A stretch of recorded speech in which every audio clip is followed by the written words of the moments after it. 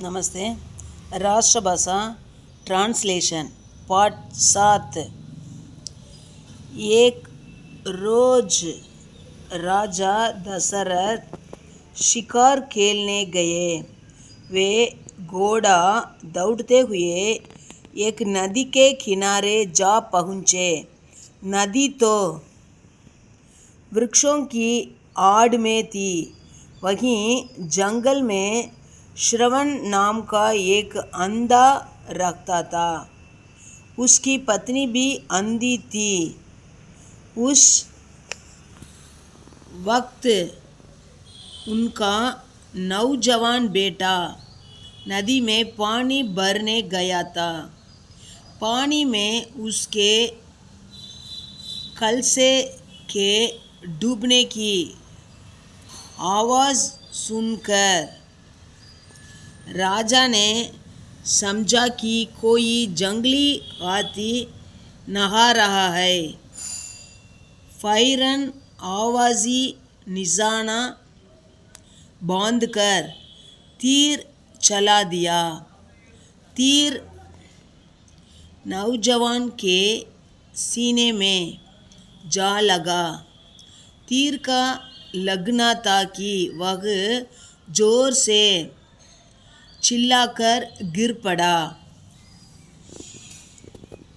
एक रोज ஒரு நாள் ராஜா தசரதர் शिकार खेलने गए, வேட்டையாட போனார். வே கோடே தௌடते हुए, அவருடைய குதிரை ஓடிக்கொண்டே एक नदी के किनारे, ஒரு நதியோட கரைக்கு जा पहुँचे, போய் சேர்ந்தது. नदी तो नदी वृक्षों की आड़ में थी. அந்த நதி மரங்களில் மறைவில் இருந்தது. அந்த மரங்கள்லாம் இந்த நதியவே மறைச்சிக்கிச்சு.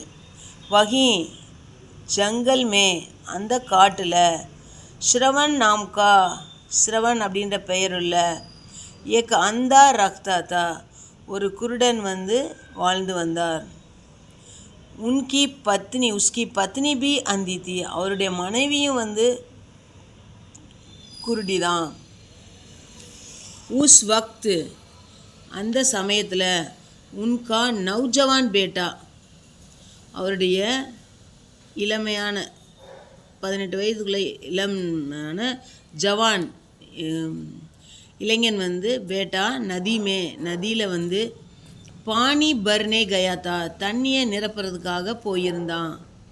பானி மே உஸ்கே கல்சே கே டூப்னே கி, அவன் தண்ணியில் குடம் கலசம் மூழ்கும்போது சத்தம் ஆவாஸ் சுன்கர், அந்த சத்தத்தை கேட்டு ராஜானே சம்ஜாக்கி, ராஜா புரிஞ்சுக்கிட்டாரு.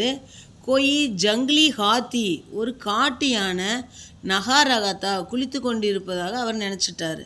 ஃபௌரன், உடனே ஆவாசி நிஷானா, சத்தம் வந்த திசையை பாந்து கர் தீர் சலா தியா, உடனே அம்பை விட்டுட்டார். அதை குறி வச்சு பாந்துக்கர், குறி வச்சு அம்பு விட்டுட்டார். தீர் நௌஜவான் கே சீனே மே ஜா லகா, அது அந்த இளைஞனோட மார்பில் போய் பட்டுருச்சு. தீர்க்கா லகானா தா, அம்பு பட்டதுமே வகு ஜோர் சே, அவர் சத்தமாக சில்லாக்கர், கூச்சலிட்டு கொண்டு கிர்படா, கீழே விழுந்தான்.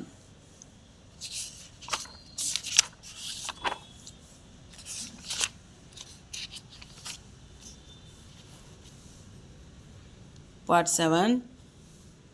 One day King Dasharatha went for hunting riding on a horse. He reached the bank of a river. The river is hidden by the trees. A blind man lived in the forest. His wife also was blind. At that time, their young son had gone to fetch water from the river. Hearing the sound of the dipping pot, the king thought that a wild elephant was taking bath in the river. At once he shot an arrow in the direction of the sound. The arrow pierced the chest of the young man.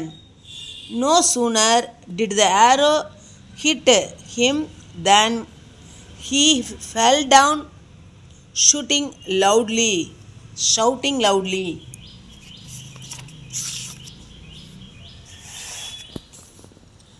பாடம் 7. ஒரு நாள் தசரத மன்னர் வேட்டையாட சென்றார். அவர் குதிரையை ஓட்டிக்கொண்டு ஒரு நதிக்கரையை அடைந்தார். நதியோ மரங்களின் மறைவில் இருந்தது. அங்கு காட்டில் ஸ்ரவன் என்ற பெயருடைய ஒரு குருடன் வாழ்ந்து வந்தான். அவன் மனைவியும் குருடியாவாள்.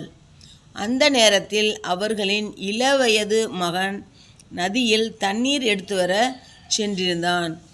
தண்ணீரில் அவனது குடம் மூழ்கும்போது ஏற்பட்ட ஒலியை கேட்ட மன்னர் ஏதோ ஒரு காட்டு யானை குளித்து கொண்டிருப்பதாக கருதினார்.